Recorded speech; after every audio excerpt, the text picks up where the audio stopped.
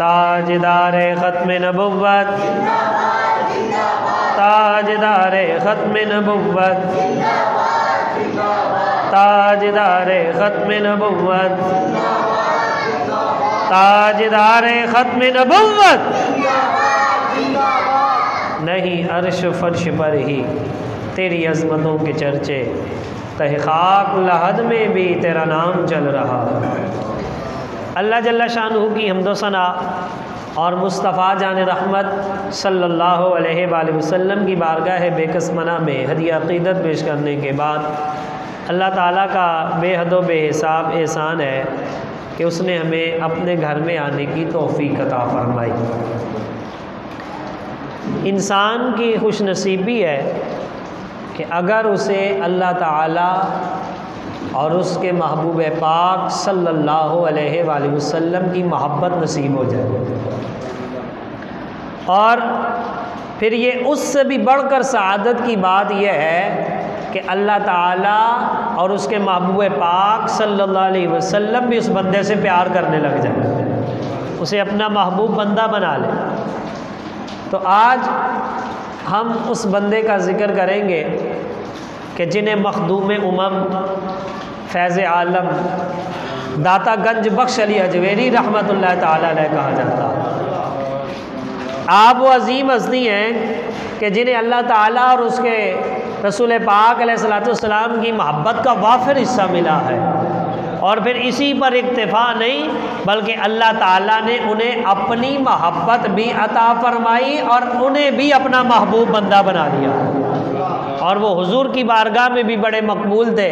मियाँ शेर रब्बानी, मियाँ शेर मोहम्मद साहब रहमतुल्लाह ताला अलैह आप फरमाया करते थे कि जिस बंदे के पास मदीने जाने का खर्च ना हो वो दाता अली अजवेरी के मज़ार पे हाज़री दे दिया करे, कि इतने वो हुजूर की बारगाह में मकबूल हैं कि अल्लाह ताला के महबूब ने भी उन्हें अपना क़ुर्ब अता फरमाया हुआ है। तो ये इन बुज़ुर्गों के जब उर्स आते या इनके मज़ारात या इनकी ज़ात का तज़किरा किया जाता है तो उसका मकसद फ़कत सुन के तो सुबहान अल्लाह और नारे लगा लेना और ख़ुश हो जाना ये काफ़ी नहीं है, बल्कि उनकी तालीमात पर अमल करना और उन जैसे औसाफ अपने अंदर जो है पैदा करना ये असल कमाल है। वो तो अपने औसाफ के साथ मकाम ले गए और हमने खाली चादरें ही चढ़ा दी, उनकी मानी कोई नहीं, बस चादरें चढ़ा दी, मन्नतें मांग ली, बस लंगर खा लिया तो समझे हमें भी उनसे प्यार हो गया, हम भी अल्लाह के प्यारे हो गए। ये असल कमाल नहीं है। असल कमाल ये है कि जिस मिशन पर चलते हुए उन्होंने अपनी ज़िंदगी बसर की है, हम अपनी ज़िंदगियां भी उसी मिशन के नाम लगा दें। ये असल कमाल है ना। खाली मज़ार पे जाके लंगर खा के तो अपनी मन्नत मांग के आ गए, फिर आगे वही काम करने शुरू कर दिए जो अल्लाह और उसके रसूल की मुखालफत के हैं। तो फिर हमने साहिब मज़ार से भी कोई प्यार नहीं किया, उनसे भी कोई वफा नहीं की है। दाता गंज बख्श अली अजवेरी रहमतुल्लाह ताला अलैह आप सारी ज़िंदगी हुजूर अलैहिस्सलातु वस्सलाम के दीन पर अमल पैरा भी रहे और लोगों को भी हुजूर अलैहिस्सलातु वस्सलाम की शरीयत का दर्स दिया और लोगों को लेकर आए, और जब हुजूर की शरीयत पर चलाया तो उन्हें भी अल्लाह का कुर्ब मिल गया। तो आज हम जिक्र करेंगे कि अल्लाह ताला की मोहब्बत कैसे मिल सकती है, और फिर अल्लाह ताला उस बंदे को अपना महबूब कैसे बनाता है, और दाता साहब ने अल्लाह का महबूब बंदा बनने के लिए किन औसाफ का जिक्र किया। दादा साहब की तालीम का भी जिक्र होना चाहिए ना जी, खाली लंगर का ही उथे जाओ तो भुखा कोई नहीं आंदा। तो क्यों नहीं भुखा आंदा? उन्होंने काम ऐसे किए हैं कि अल्लाह ताला उनके दर से लोगों को कई सदियां हो गई है फैज़ या फरमा रहा। तो हम भी तो कोई काम करें ना, ये ना हो कि हमारी कब्र पे ही कब्रें बनती जाएँ, कोई इतने तो आंदा ही कोई नहीं, चलो और कब्र कोई बना दो, किसी और को दफन कर दो। तो हमारा भी तो कोई किरदार होना चाहिए। हम लोग तो चादर चढ़ा के समझते हैं लो जी वफा हो गई दीन दे नाल, बस और कोई ज़रूरत नहीं है। तो दाता साहब से ही पूछते हैं कि महबूबान खुदा जो अल्लाह के प्यारे बंदे होते हैं, जो औलिया अल्लाह होते हैं, उनके औसाफ क्या होते हैं? तो दादा साहब ने उनका जिक्र किया है। तो सबसे पहले कुरान पाक की आयत का ही हवाला दिया है जिसको मैंने अपने खुतबे में भी पढ़ने का शर्फ हासिल किया। अल्लाह ताला ने ख़ुद बता दिया है कि मेरा बंदा बनने के लिए क्या चीज़ ज़रूरी है। उसके लिए डंडे पर 7 रंग लगा के बैठना और 6-6 महीने ना नहाना और लंबे बाल कर लेना या जो है वो गंदा सा लिबास पहन लेने का नाम विलायत नहीं, जिसको आजकल के दौर में हमने समझ लिया हुआ है। और जो तन ढकने का लिबास भी नहीं रखता, कहते ये बाबा ज़्यादा पहुँचा है। उन्होंने कहा नहीं नहीं, जो बाबा पहुँचा हुआ है उसके फ़ज़ाइल अल्लाह ताला ने उसके औसाफ खुद कुरान में बयान फरमाए हैं। अल्लाह ताला इरशाद फरमाता है, कुल इन कुंतुम तुहिब्बूनल्लाह, ए महबूब आप खुद ही इनसे फरमा दीजिए अगर तुम अल्लाह से मोहब्बत करते हो तो फत्तबिऊनी, तुम मुझ मुहम्मदुर रसूलुल्लाह की इत्तिबा करो, युहब्बिबकुमुल्लाह, फिर अल्लाह ताला भी तुमसे मोहब्बत करने लग जाएगा। ये है असल बात। हुज़ूर अलैहिस्सलातु वस्सलाम की इत्तिबा, हुज़ूर अलैहिस्सलातु वस्सलाम की पैरवी, हुज़ूर अलैहिस्सलातु वस्सलाम की सुन्नत मुबारका पर अमल जो करता जाएगा, जितना ज़्यादा आमिल होगा उतना ज़्यादा अल्लाह और उसके रसूल के क़ुर्ब में होगा। दाता साहब रहमतुल्लाह अलैह, फिर आपने बड़े वलियों का जिक्र भी किया कश्फुल महजूब शरीफ में, उनकी किताब भी पढ़नी चाहिए। कश्फुल महजूब हिजाबात को हटाने वाली किताब है। पर्दे हट जाते हैं, फिर इंसान अगर उस पर अमल करे अल्लाह ताला रूहानियत में दर्जे अता फरमाता। आपने उसमें ज़िक्र किया है हज़रत बायज़ीद बुस्तामी रहमतुल्लाह ताला अलैह का, बहुत बड़े बुज़ुर्ग गुज़रे। तो आप अंदाज़ा करें ना, जिन बुज़ुर्गों का तज़किरा दाता साहब अपनी किताब में बुज़ुर्ग के तौर पर करें, उस बुज़ुर्ग की शान क्या होगी। तो हज़रत बायज़ीद बुस्तामी रहमतुल्लाह अलैह उनकी का वाक़या आप बयान फरमाते हैं कि वो ख़ुद फरमाते हैं, मुझे लोगों ने कहा भाई फ़लाँ शहर के अंदर एक बहुत बड़ा अल्लाह का वली है। तो कहते जब मुझे पता चला तो मैं उसकी ज़ियारत के लिए निकला दूसरे शहर में। और ये वो दौर है जिसमें घोड़ों पर, गधों पर, ऊँटों पर और पैदल सफ़र होता था, और एक शहर से दूसरे शहर में जाने में कई कई दिन लग जाते हैं। ये जो कहते हैं ना 92 किलोमीटर का सफ़र अपने शहर से बाहर हो तो बंदा मुसाफिर बनता है, तो उस दौर के अंदर 92 किलोमीटर का सफ़र 3 दिन में तय होता था। 3 दिन लगते थे, जो हम 1 घंटे में 1.5 घंटे में पहुंच जाते, उस दौर में 3 दिन लगते थे। अब आपको पता चला कि फ़लाँ शहर के अंदर दूसरे शहर में कोई अल्लाह का वली है, तो आपने फरमाया मैं उसकी ज़ियारत के लिए निकला। तो जब मैं उसकी मस्जिद में पहुंचा तो वो अपने घर से बाहर आया, वो मस्जिद में उसने कदम रखा, दाखिल हुआ तो क़िबला शरीफ की तरफ मुँह करके ही उसने मस्जिद में ही थूक दिया।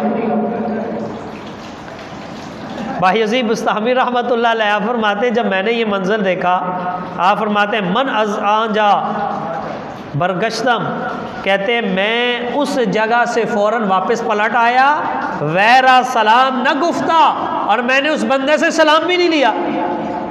हालांकि इतना सफ़र करके गया, भाई अल्लाह का वली है, मैं उसकी ज़ियारत तो करूं जाके, वो कैसा वो अल्लाह का वली है। लेकिन जब उसकी ये हरकत देखी, वो मस्जिद में दाखिल हुआ है, मस्जिद में थूक दिया, और थूका भी किबले की जानिब। किबले की जानिब थूकना भी मना है, और किबले की जानिब मुंह करके बरहना होना भी मना है। इसलिए यहाँ ये मसला अर्ज़ कर दूँ, घर जब बनाते हैं या जिस घर में रहते हैं, उस घर के वाशरूम का जो रुख है वो किबले की तरफ नहीं होना चाहिए, ना मुँह किबले की तरफ होना चाहिए, ना पुश्त किबले की तरफ होनी चाहिए।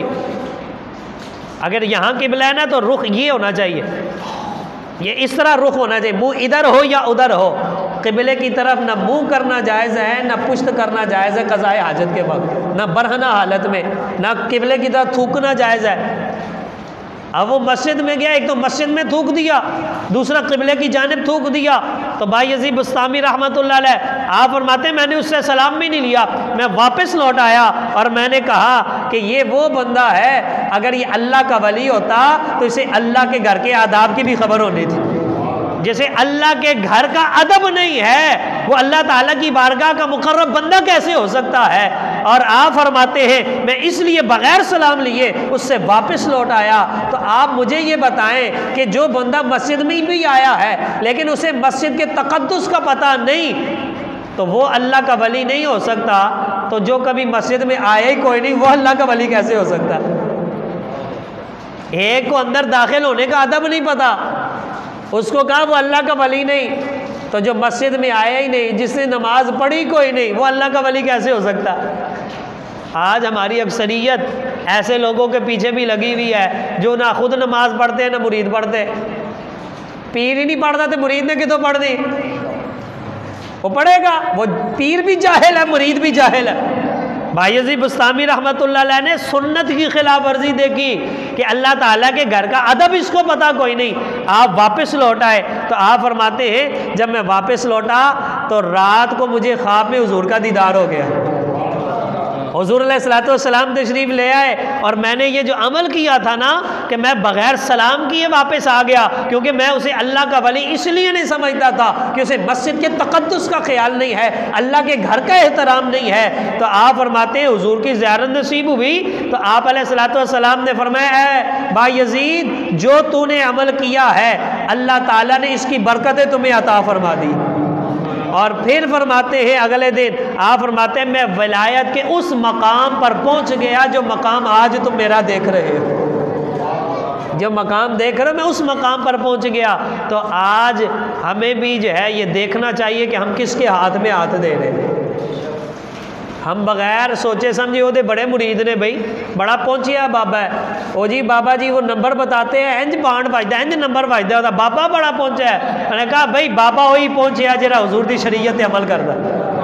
हाँ जो हुजूर की शरीयत पर अमल नहीं करता वो हवा में उड़े वो पानी पे चले, हम उसे अल्लाह का वली नहीं मानते हैं, क्योंकि ये शोबदे बाजे हैं तो काफिर भी कर देते हैं। दाता साहब का ही वाक़या है ना, वो राय राजू जोगी कि जो अगर कोई दूध नहीं देता था तो भैंसों के थनों से दूध की बजाय खून आता था। जब वो दाता साहब के सामने आया तो वो हवा में उड़ा के नहीं उड़ा, फिर दाता साहब के जूतों ने उसे नीचे लेकर आए और कहा बड़े कमाल दिखाता है, ये काम तो फकीरों के जूते भी कर लेते। असल कमाल ये नहीं है कि जो तू दिखा रहा है, असल कमाल ये है जो हुजूर की शरीयत पर अमल कर लेता, ये असल कमाल है। लिहाजा हर एक के हाथ में नहीं देना चाहिए, और हर इस बंदे को कि जो शरीयत का मुखालिफ है, जो नहाता ही कोई नहीं, वो अल्लाह का वली कैसे हो सकता। इन्नल्लाह ताला तय्यबुन, अल्लाह ताला पाक है, ला यक़बलु इल्ला तय्यबन, और पाक को ही कबूल फरमाता है, चाहे वो रिज़्क़ पाक हो या बंदे का अमल पाक हो, अल्लाह ताला उसी को कबूल फरमाता।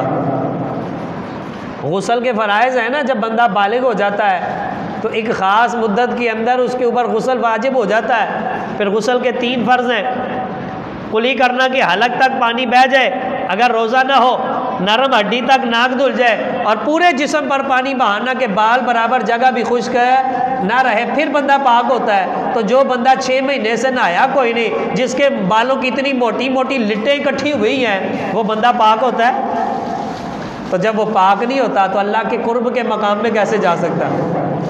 और जिस पर जो बंदा पाक नहीं है ना, उसका तो मस्जिद में आना भी हराम है, वो तो मस्जिद नहीं आ सकता, तो अल्लाह ताला के कुर्ब ख़ास में कैसे पहुंच सकता। तो इसलिए दाता साहब रहमतुल्लाह अलैह आप फरमाते हैं कि अल्लाह तबारक व तआला का कुर्ब पाने के लिए क्या चीज़ ज़रूरी है, हुजूर की इत्तिबा। और फिर ये भाई यजीद बुस्तामी रहमतुल्लाह अलैह आपके बारे में लिखते हैं, आपको एक दिन अल्लाह का ऐसा कुर्ब नसीब हुआ, ऐसा कुर्ब नसीब हुआ कि सूफिया उस कुर्ब को भाई यजीद बुस्तामी की मेराज कहते हैं। तो भाई यजीद बुस्तामी रहमतुल्लाह अलैह जब उस मर्तबे और मकाम में पहुँचे तो अल्लाह ताला से अर्ज़ की, या अल्लाह मुझे कोई तरीक़ा बता कि जिस तरीक़े की वजह से मेरी खुद ही मर जाए, मेरी मैं मर जाए। मैं, ये जो मैं है ना, ये बंदे को कहीं का नहीं छोड़ती। कहते उस जब कुर्ब मिला ना तो मैंने कहा या अल्लाह कोई ऐसा तरीक़ा बता कि मेरी मैं मर जाए, मेरी मैं ख़त्म हो जाए। तो कहते हैं अल्लाह तबारक व तआला की तरफ से हुक्म दिया गया, ए भाई यजीद तेरी मैं ख़त्म होने का एक ही तरीका है। अर्ज़ किया पाक परवरदिगार वो क्या है? तो कहा अल्लाह ताला की तरफ से मुझे हुक्म हुआ कि तू मेरे मोहम्मद और रसूलुल्लाह महबूब की इत्तिबा कर ले, तेरी मैं ख़त्म हो जाएगी। हुजूर की इत्तिबा, इससे मैं भी ख़त्म हो जाएगी। और इतना ही नहीं, फरमाया उनके कदम के लगने वाली मट्टी को अपनी आँख का सुरमा बना ले, तेरी मैं ख़त्म हो जाएगी। तो सारी बात ख़त्म होती है हुजूर की इत्तिबा पे, हुजूर अलैहिस्सलाम की पैरवी पे। ये वही भाई यजीद बुस्तामी रहमतुल्लाह अलैह है जिनका तज़किरा जा बजा कश्फुल माजूज शरीफ में दाता गंज बख्श अली अजवेरी अलैह रहमा फरमाते हैं। और आप फरमाते हैं भाई यजीद बुस्तामी रहमतुल्लाह अलैह आपको ये कुर्ब ख़ास में कहा कि खुदी को ख़त्म करना है, जो अनानियत है, जो मैं ख़त्म करनी है, तो हुजूर की इत्तिबा कर ले। हुजूर के कदमैन शरीफैन जहाँ लगे हैं उस मट्टी को अपनी आँख का सुरमा बना लो। ये बायज़ीद बुस्तामी रहमतुल्लाह अलैह, आपने सारी ज़िंदगी खरबूजा ही नहीं खाया। किसी ने कहा जी क्यों नहीं खाया? आप फरमाते हैं कि मुझे खरबूजा खाने का सुन्नत तरीका नहीं पता है, इसलिए नहीं खाया, कि ये ना हो कि बग़ैर सुन्नत के तरीके के किसी और तरीके से खा लूँ, मेरी सुन्नत रह जाए। सारी ज़िंदगी आपने खरबूजा ही नहीं खाया। ऐसे लोग जो होते हैं ये विलायत के मकाम पर होते हैं जिन्हें क़ुर्ब ख़ास हासिल होता। अब दाता साहब का उर्स भी आ रहा है, बड़े बड़े मलंग आपको नज़र आएंगे और बड़े बड़े लोग नज़र आएंगे, बड़े बड़े जो है वो शरीयत के ऊपर अमल करते कोई नहीं, और विलायत से सबसे बड़ा दावा ही उनका। बाज़ लोगों ने जो है वो डंडे पर 10-10 रंग लगाए होते हैं, अंगूठियों से हाथ बड़े होते हैं, बाल लंबे लंबे रखे होते हैं, और शरीयत का पता कोई नहीं, कहते बाबा बड़ा ही पहुँचा है। हालांकि ये एक अंगूठी जायज़ है, चांदी की एक अंगूठी जो 4.5 माशे की हो, और एक नग वाली।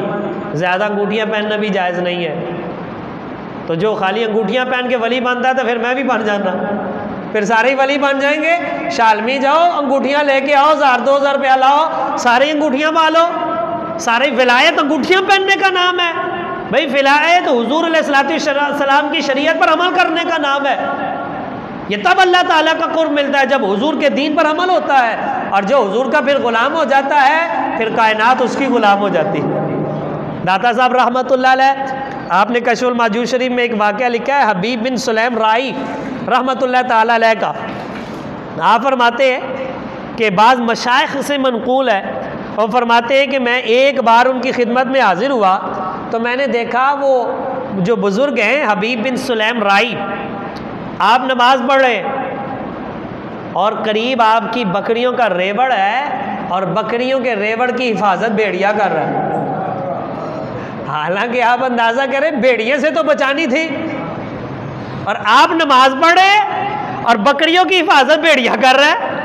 आप फरमाते मैं क्या यार ये कोई बंदा पहुंचा हुआ है। वो बुजुर्ग फरमाते मैं उनकी ज़ियारत के लिए बैठ गया, मैं इंतज़ार करता रहा कब ये नमाज से फारिग हो और मैं जो है ना इनके साथ मुलाकात का शर्फ हासिल हो। उन्होंने नमाज ख़त्म की, मैंने सलाम दिया, उन्होंने सलाम का जवाब दिया, हाल अहवाल पूछे। तो बुज़ुर्गों ने कहा कहाँ आए हो? तो मैंने कहा जी ज़ियारत के लिए आया हूँ। उन्होंने बरकत की दुआ दी। तो कहते फिर मैंने कहा जनाब ये क्या मामला है, ये भेड़िए की बकरियों के साथ यारी कब से लग गई? ये भेड़िया तो बकरियों का दुश्मन है, और चरवाहे का काम यही है कि भेड़िए से बकरियों को बचाना। और यहाँ अजीब मंजर है, जो चरवाहा है, जो चराने वाला है, वो अपने काम में लगा है, और जिससे बचाना था वो हिफाजत कर रहा है। इनकी भेड़िए की बकरियों से यारी कब से लग गई? तो उन्होंने जवाब दिया जब से चरवाहे की बकरियों वाले की अल्लाह से यारी लग गई। कहा जब चराने वाले की बकरियों वाले की अल्लाह से यारी लग गई तो भेड़िए की यारी जो है वो बकरियों से लग गई है। तो फरमाते हैं फिर उसके बाद उन्होंने क्या किया, इससे बड़ी बात ये की कि उन्होंने एक लकड़ी का प्याला उठाया, पत्थर के नीचे रखा, तो पत्थर से 2 चश्मे जारी हो गए, एक दूध का दूसरा शहद का। कहते हैं ये उससे भी बड़ी अजीब बात थी कि मैंने उनसे गुजारिश की जनाब ये मर्तबा और मकाम आपको कैसे मिला? तो फिर उन्होंने जवाब क्या दिया? जवाब वही है जो सारे बुज़ुर्गों का जवाब है। उन्होंने कहा बमुताबिअते मुहम्मदुर रसूलुल्लाह, ये सारा जो कमाल है ये मोहम्मद अरबी की ग़ुलामी का कमाल है सल्लल्लाहु अलैहि वसल्लम। ये हुजूर अलैहिस्सलातु वस्सलाम की ग़ुलामी का कमाल है, ये हुजूर के इत्तिबा का कमाल है, ये हुजूर की पैरवी का कमाल है। फिर उन्होंने आगे बात समझाई, उन्होंने कहा ए बेटे कि हज़रत मूसा अलैहिस्सलाम की कौम आपके हुक्म की खिलाफ वर्जी भी करती थी, नाफरमानी भी करती थी, तो अल्लाह ताला ने फिर भी उनके लिए पत्थरों से चश्मे जारी कर दिए। तो मोहम्मद रसूलुल्लाह का तो मर्तबा ही बड़ा बुलंद है, हुजूर अलैहिस्सलातु वस्सलाम का तो दर्जे ही बड़े बुलंद है। अगर मैं उनकी ग़ुलामी इख्तियार करूँगा तो क्या अल्लाह मेरे लिए पत्थर से दूध और शहद भी जारी नहीं कर सकता? वो नाफरमान कौम है, उनके लिए पानी के चश्मे जारी हो सकते हैं, और वो फिर मूसा अलैहिस्सलाम की कौम, और हम मोहम्मद रसूलुल्लाह सल्लल्लाहु अलैहि वसल्लम की उम्मत, और फिर हम हुजूर की ग़ुलामी इख्तियार करें, हुजूर की इत्तिबा इख्तियार करें, तो क्या फिर अल्लाह ताला हमें वो मर्तबे और मकाम नहीं दे सकता कि दूध और शहद पत्थरों से आ जाए? तो ये बात उन्होंने समझा दी है। इसलिए याद रखें, वही बंदा अल्लाह ताला के कुर्ब वाला है, वही अल्लाह का वली है जो बंदा हुजूर की शरीयत पर अमल करता है। विलायत के अंदर कोई मकाम ऐसा नहीं आता जहाँ अल्लाह ताला का हुक्म मानना फ़र्ज ना रहे। बाल लोग कहते नहीं असी बड़ा पहुँच गए हैं, उन शरीयत तो असी आज़ाद हो गए हैं। ये सब झूठ है, ये गुमराही है। और इसी बात को दादा साहब ने कश्फुल माजूज शरीफ में लिखा है। आप फरमाते हैं सलूक की मनाजिल में और विलायत के जितने दराजात हैं वहाँ कोई मकाम ऐसा नहीं है जहाँ शरीयत साकित हो जाती हो। कोई ऐसा मकाम और मर्तबा नहीं है जहाँ शरीयत ख़त्म हो जाती हो। जो बंदा होश के अंदर है, शरीयत पर अमल करना उस पर लाजिम है और उसके ऊपर फ़र्ज़ है। इसलिए दाता साहब रहमतुल्लाह अलैह को जो भी कुर्ब मिला है ये हुजूर की ग़ुलामी से मिला है, हुजूर अलैहिस्सलातु वस्सलाम की इत्तिबा से मिला है। और उन्होंने हमें भी यही पैगाम दिया है कि अगर तुमने अल्लाह का कुर्ब पाना है तो तुम्हें हुजूर की ग़ुलामी इख्तियार करनी ही पड़ेगी। लिहाजा दाता साहब का उर्स जो आ रहा है तो ये ढोल लेकर जाना ये कोई गुलामी नहीं है। दाता साहब नच नच के मज़ाराते जाते हैं। ये जो नशे करते हैं, जो भंगे पीते हैं, जो चरसे पीते हैं, दाता साहब की ये तालीम थी?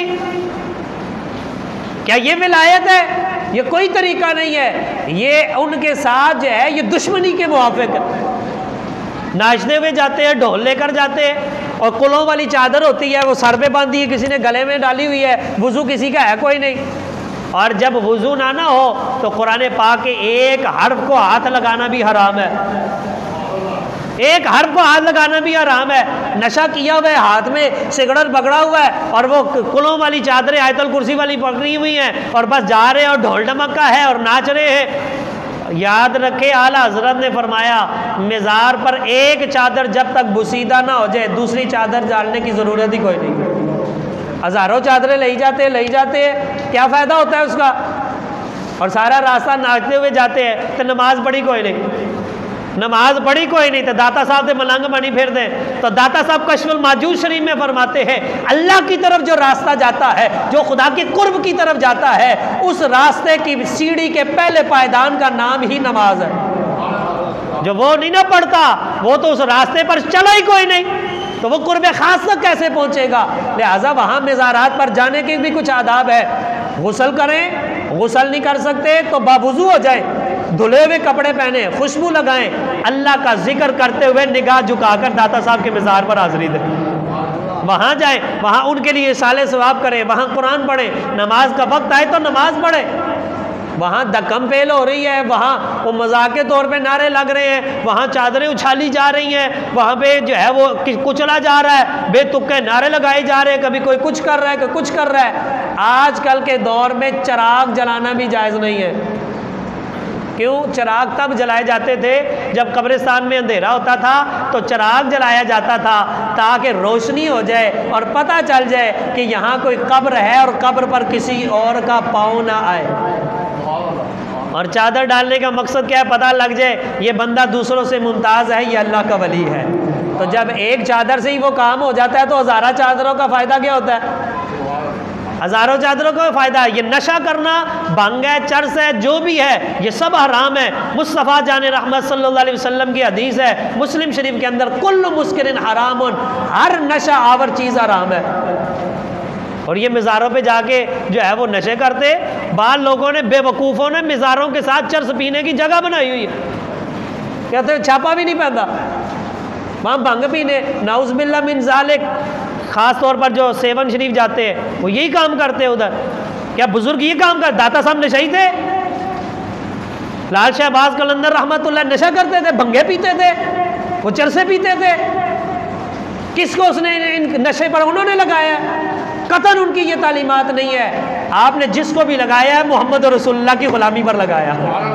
वो राय राजू जोगी जो हिंदू था, जो जादूगर था, जो हवा में उड़ा, आपने उसे जूतों से नीचे लाया। जूते पड़े तो सिर पर, लेकिन सफाई उसके दिल की है। जब नीचे उतर आया है कलमा पढ़ के वो भी मुसलमान हो गया। और आपके पहले खलीफा वही थे, राहे राजू जोगी तो थे, उनको शेख हिंदी का नाम दिया और वो मुसलमान भी हुए, आपके खलीफा भी बने। और हज़रत अली बिन उस्मान हजवेरी को सबसे पहले दाता कहने वाली ज़ात ही राहे राजू जोगी, जो बाद में शेख हिंदी कहलाए थे, उन्होंने दाता का लक़ब दिया था। तो दाता साहब ने जिसको भी लगाया है दीन के रास्ते पर लगाया है, शरीयत के रास्ते पर लगाया है। जिसने जाना है अदब के साथ जाए, अल्लाह का जिक्र करते हुए जाए, जब नमाज का वक्त हो नमाज पढ़े, इसाले सवाब करे, उनके लिए इसाले सवाब करे और दुआ करे या अल्लाह इन पर करम हुआ, इनके सदक़े हम पर भी करम फरमा दे। जिन दीन और शरीयत पर इन्होंने अमल किया है उसी शरीयत पर हमें भी अमल करने की तौफीक अता फरमाए। अल्लाह ताला से दुआ है जो कुछ सुना सुना इस पर अमल पैराने की तौफीक अता फरमाए और हक बात आगे पहुँचाने की तौफीक अता फरमाए। वमा अलैना इल्लल बलागुल।